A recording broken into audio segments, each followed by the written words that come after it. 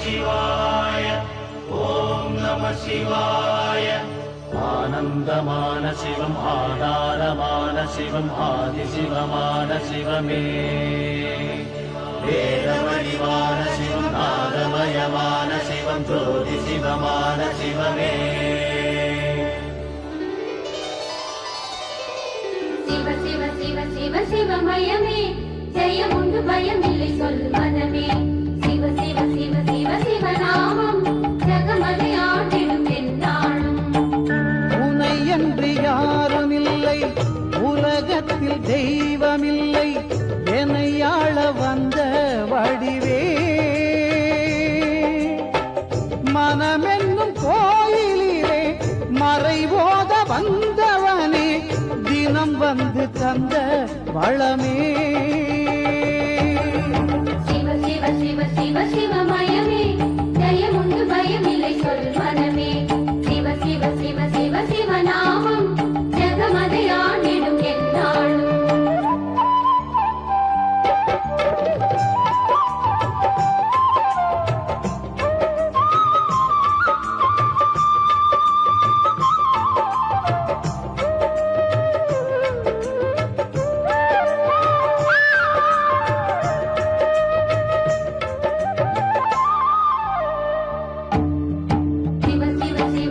சிவமயமே ஜெயம் உண்டு பயமில்லை சொல் மனமே. சிவ சிவ சிவ சிவ சிவநாமம் ஜகமதை ஆண்டிடும் எந்நாளும்.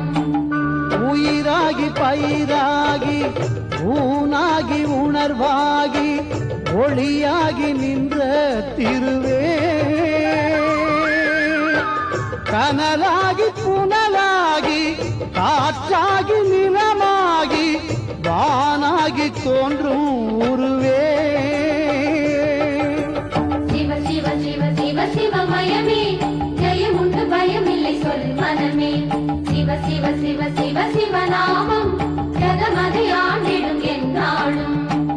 கருவின்றி உருவேது, உருவின்றி திருவேது, திருவின்றி அருள் இல்லையே.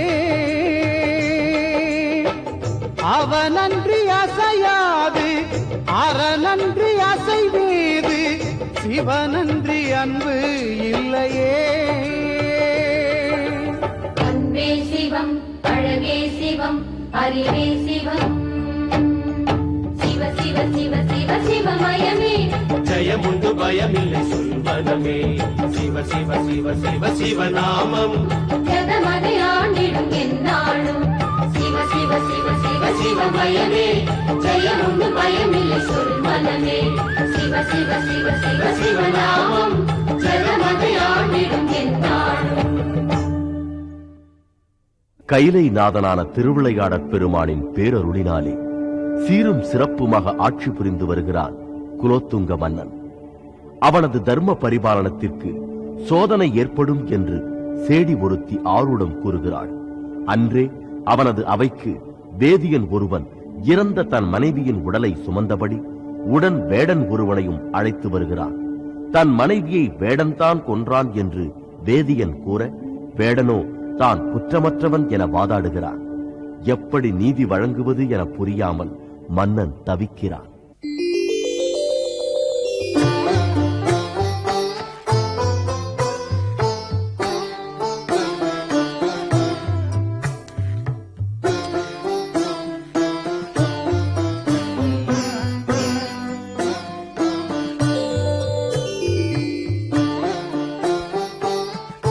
மறைநூல்கள் பல கற்றோரே, மந்திரி பிரதானிகள், என் மனதை அரித்துக் கொண்டிருக்கும் இந்த பிரச்சனைக்கு தங்கள் அறநூல்களில் இருந்து ஏதாவது தீர்வு காண முடிந்தது?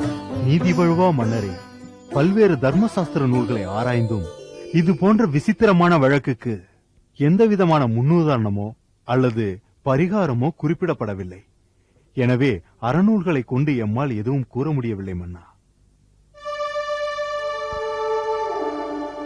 அப்படி என்றால் உண்மையை எப்படி கண்டுபிடிப்பது? தீர்ப்பு எவ்வாறு வழங்குவது?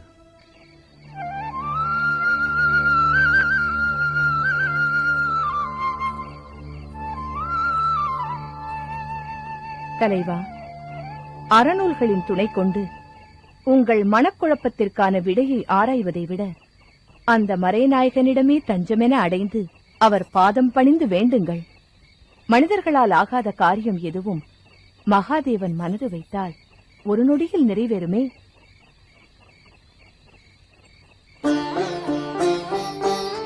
எந்த காரணத்தினாலோ அந்த வேதியர் மனைவியின் உயிரை கவர்ந்து அதில் அந்த வேடனை குற்றவாளியாக தங்கள் முன் நிறுத்தி இரு தரப்பில் எந்த தரப்பிலும் தங்களால் நீதி வழங்க முடியாமல் தவிக்க வைத்து வேடிக்கை பார்க்கிறார் அந்த ஈசனார். இதனால் இந்த உலகுக்கு ஏதோ ஒன்றை எடுத்துச் சொல்ல அவர் திருவுளம் கொண்டிருக்கக்கூடும். நீ சொல்வது முற்றிலும் உண்மைதான். வேதியர் தன் மனைவியை இழந்து தவிக்கிறார். வேடன் அந்த பழியில் சிக்கி தவிக்கிறார். நானோ மன அமைதி இழந்து தவிக்கிறேன். இப்படி அனைவரையுமே தவிக்க வைத்து பார்ப்பதே அந்த தனிப்பெரும் கடவுளின் விளையாட்டாக போய்விட்டது. நீங்கள் சொல்வது போல் அவர் விளையாட்டாகத்தானே செய்கிறார். விளையாட்டு என்பது சிறிது நேரம்தான் நீடிக்கும். எனவே உங்கள் தவிப்பும் அதிக நேரம் உங்களை வருத்தாது. மனசாந்தியுடன் இறைவனை வேண்டுங்கள். நடப்பவை நல்லதாகவே மனதுக்கு இனியதாகவே நடக்கும்.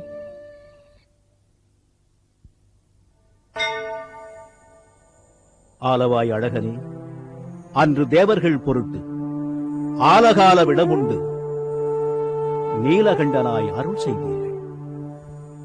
தங்கள் பொன்னம்பல நடனத்தை கண்ட பின்னரே அமுதுண்பது என்று வாழ்ந்த பதஞ்சலி முனிவருக்கும் வியாக்கிரபாத முனிவருக்கும் அருளும் பண்ணும். இதே மதுரையில் வெள்ளியம்பலம் அமைத்து அதே பொன்னம்பல நடனத்தை ஆடிக் காட்டிய அருட்சோதியே, இந்த எளியவனுக்கு ஏற்பட்ட பிரச்சனையில் தக்க தீர்வை காண எனக்கருள தாமதிக்கலாமா?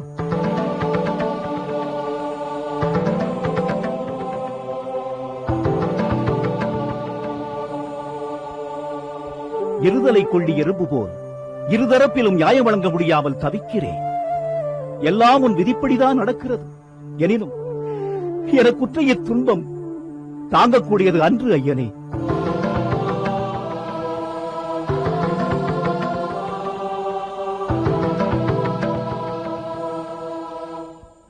தாயிற் சிறந்த தயவான தத்துவனே, முந்தை வினை முழுதும் ஓய முன்வந்து எனக்கு அருள வேண்டும் எந்தையே. மாய பிறப்பெருக்கும் மன்னவனே, என்னை சூழ்ந்த மாயையிலிருந்து என்னை விடுவிக்க மாட்டீர்களா? என் நீதி தோற்காது என்று என்னை நம்பி வந்த ஏழை அந்தணருக்கு நான் என்ன தீர்ப்பளிப்பது? என் நீதி நெறிமுறையில் முழு நம்பிக்கை வைத்து தன் கணவருக்கு தக்க நியாயம் கிடைக்கும் என்று உறுதியுடன் நிற்கும் அந்த வேடுவச்சிக்கு நான் எப்படி தீர்ப்பளிப்பது? எத்தனையோ வழக்குகளில் நடுநிலை நின்று தீர்ப்பளித்து பாண்டியன் ராஜ்யத்தில் என்றுமே நீதி தூங்காது என்று பெயர் பெற்ற இந்த எளியனுக்கு இந்த சிறு வழக்கில் இத்தனை தடுமாற்றமா? இறைவா, இது என்ன சோதனை? இத்தோடு போகட்டும் என் வேதனை என்று உரைத்து இந்த எளியவனுக்கு அருள் பாலிக்க மாட்டீரா? என்னை ஆளும் ஈசனே, என் நேசனே, ஐயனே, அருள் கூறும் ஐயனே, ஆண்டவரே. குலோத்துங்க பாண்டியனே,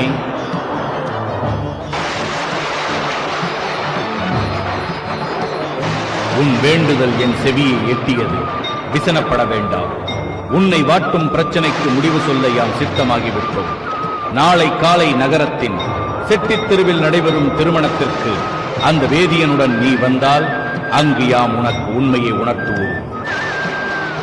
இறைவா, நன்றி, என் 1000 கோடி நன்றி. எங்கே என் நியாயத்திற்கு பங்கம் வந்து விடுமோ என்று பயந்தேன். எனக்கு அருளிய அருட்செல்வமே, நன்றி. ஆனால் இறைவா, அந்த வேதியர் தன் மனைவிக்கு இன்றுதான் ஈமக்கடன்களை செய்து முடித்திருக்கிறார். இந்நிலையில் நாளை நடக்கப் போகும் வைபவத்தில், மங்கள வைபவத்தில் அந்த வேதியர் கலந்து கொள்ளலாமா? சொன்னதை மட்டும் செய். சிந்தனையில் வேறெதுவும் இருக்காதே. சித்தம், சித்தமகனே.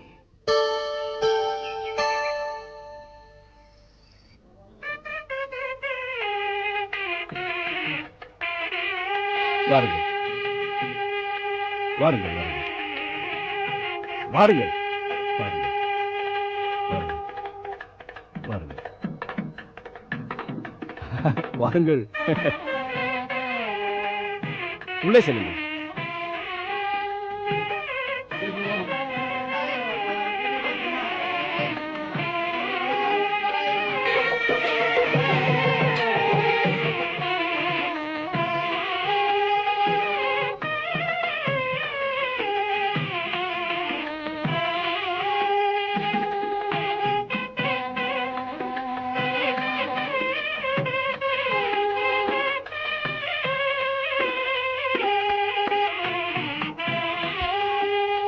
வணக்கம் ஐயா. வணக்கம்.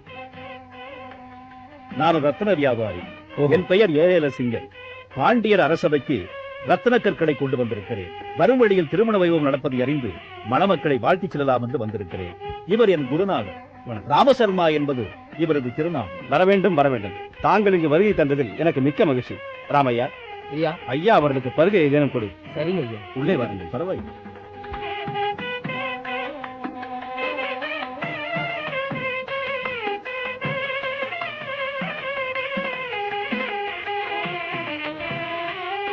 மிக்க மகிழ்ச்சி. இன்னும் வர வேண்டியவர்கள் இருப்பார்களே, அதனால் என்ன? முகூர்த்தம் முடிந்ததும் சென்று விடாமல் இருந்து விருந்துட்டு செல்ல வேண்டும். அப்படியா? நீங்கள் உங்கள் பணியை கவனியுங்கள். தாராளமாக.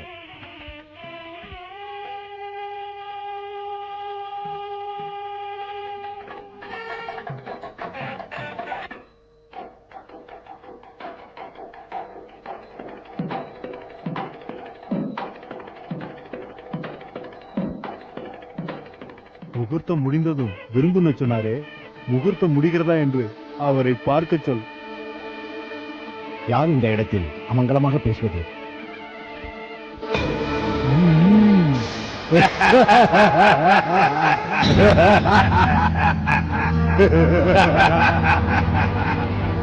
முகூர்த்தம் முடிய போவதில்லைதான். ஆனாலும் ஒரு சந்தேகம்.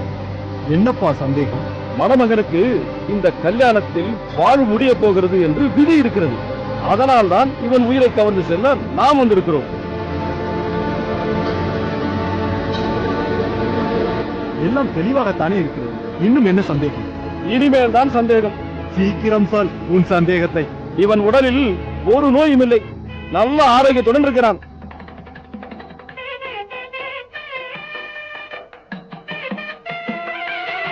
இந்நிலையில் இவன் உயிரை கவர்ந்து செல்வது எப்படி? இந்த மாதிரி சந்தர்ப்பங்களில் நாம் கையாளும் தந்திரத்தை மேற்கொள்ள வேண்டியதுதான். என் குழுவுக்கு நீ புதியவன் என்பதால் இதெல்லாம் உனக்கு தெரியாது. என்ன தந்திரம் செய்வீர்கள்? 2 தினங்களுக்கு முன்பு ஒரு சின்னஞ்சிறு பெண்ணை விஷப்பாம்பை கடிக்க வைத்து உயிரை எடுத்து சென்றோம். நேற்று காட்டில் மரக்கிளையில் தொங்கிக் கொண்டிருந்த அம்பை காற்றில் அசைய வைத்து அதற்கு நேர் கீழே தூங்கிக் கொண்டிருந்த வேதியரின் மனைவியின் நெஞ்சில் ஆழ பதிய வைத்து அவள் உயிரை எடுத்துச் சென்றோம்.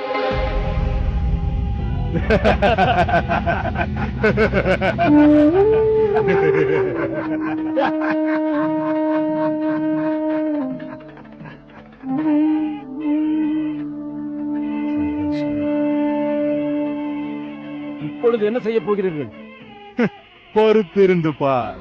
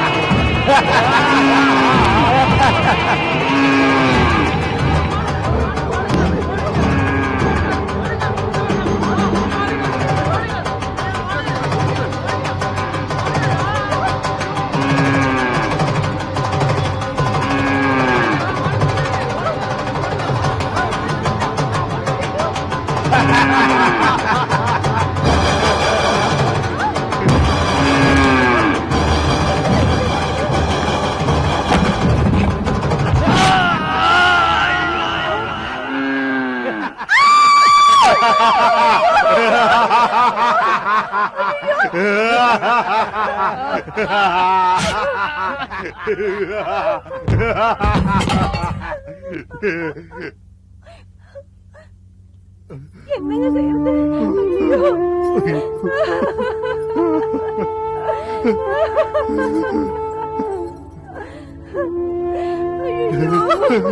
ஐயோ. மாப்பிள்ள என்னங்க இப்படி ஆகிவிட்டது? பார்த்தாயா, மாட்டை மேல ஒளியில் மருள செய்து கட்டை அவிழ்த்துக் கொண்டு ஓட வைத்து மணமேடைக்குள் புகுந்து மணமகனை கொன்று விட்டோம். அவனுக்கு உயிர் போக வேண்டும் என்று விதி இருப்பதால் அவன் மரணம் அடைவது நிச்சயம். சரி சரி, நாம் புறப்படுவோம்.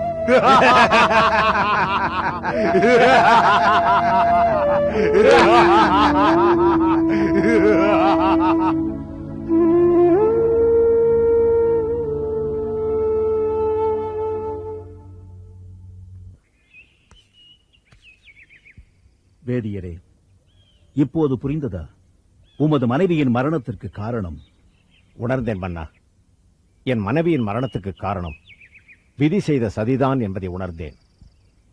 அந்த வேடுவன் மீது பழி சுமத்தியது என் தவறுதான். வேடுவனை விடுவித்து விடுங்கள் மன்னா. நாளை அரசவைக்கு வாருங்கள். வேண்டாம் மன்னா. அந்த வேடுவனின் முகத்தில் விழிக்கவே எனக்கு வெட்கமாக இருக்கிறது. என் தவறை உணர்ந்து விட்டேன். இனி கோயில் கோயிலாக சென்று ஆத்ம திருப்தி தேடுவதுதான் என் வேலை. நீங்கள் நாளை அரசவைக்கு வாருங்கள், பிறகு பார்ப்போம். உத்தரவு மன்னா. நான் வருகிறேன்.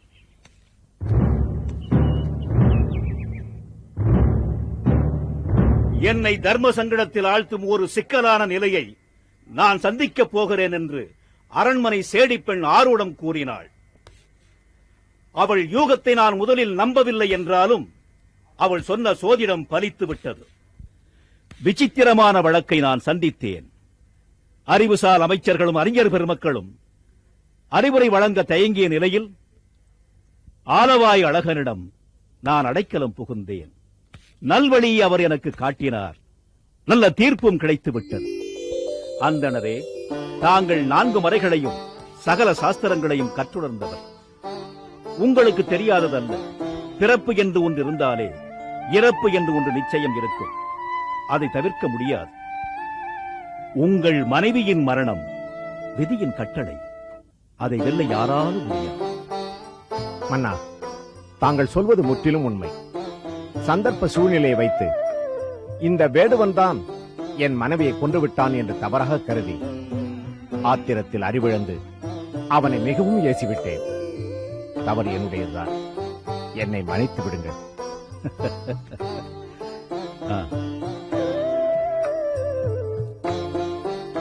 வேதியரே, இனிமேல் நீங்கள் வேறு எங்கும் செல்ல வேண்டாம். என் நாட்டிலேயே தங்கி இருக்கலாம். உங்களுக்கு வேண்டிய எல்லா உதவிகளும் செய்து தரப்படும். வேடனே, வேதியர் மனைவியை நீ கொண்டிருப்பாயோ என்ற ஐயத்தில்தான் உன்னை சிறையில் அடைக்கச் சொன்னேன். நீ குற்றமற்றவன் என்பதை உணர்ந்து கொண்டேன். உன்னை சிறையில் அடைத்ததற்காக இப்போது நான் வருந்துகிறேன். மன்னா, நான் நிரபராதி என்பது எனக்கு தெரியும். அந்த சோமசுந்தர பெருமானுக்கும் தெரியும். தாங்கள் என்னை தண்டிக்க நினைத்தாலும் அந்த ஆண்டவன் என்னை கைவிட மாட்டான் என்று அசைக்க முடியாத நம்பிக்கை எனக்கு உண்டு. அதனால் தங்கள் மீது எனக்கு எந்த வருத்தமும் கிடையாது. பெற்றுக்கொள். நன்றி மன்னா. விடைபெறுகிறேன் மன்னா. நல்லது. வருகிறேன் வேதியரே. விடைபெறுகிறேன் மகாராணி.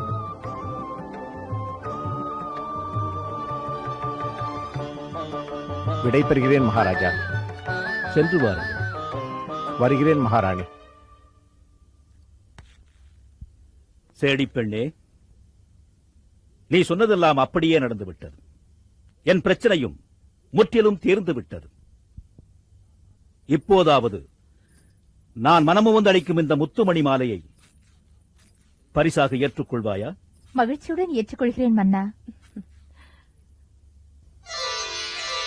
ஏதோ இந்த அளவில் அந்த ஈசனின் அருளால் எல்லாம் நல்லபடியாக முடிந்ததில் எனக்கு மிகவும் மகிழ்ச்சி பெண்ணே. இருந்தாலும் அந்த இளம் மணமகனின் மரணத்தை பற்றி நினைக்கும் போதுதான் எனக்கு மிகவும் கவலையாக உள்ளது. அதுதான் விதி அரசியாரே. யார் தடுத்தாலும் நிற்கப் போவதில்லை. அதை மறந்து விடுங்கள். இனிமேல் சுந்தரேஸ்வரர் கருணையால் தங்கள் வாரிசு சுகமாக பிறக்க இறைவனை வேண்டிக் கொள்ளுங்கள். உன்னை சேடிப்பெண் சேடிப்பெண் என்றே கூறுகிறார்களே, உன் பெயர் என்ன? என் பெற்றோர் எனக்கு இட்ட பெயர் ஆனந்தவல்லி. ஆனந்தவல்லி. ஆஹா, அழகான பெயர். ஆனந்தவல்லி, எங்களுக்கு பெண் குழந்தை பிறந்தால் ஆனந்தவல்லி என்று உன் பெயரையே சூட்டுவோம். ஆண் குழந்தை பிறந்தாலும் ஆனந்த குணன் என்றே பெயர் சூட்டுவோம். ஐயம் வேண்டாம் அண்ணா.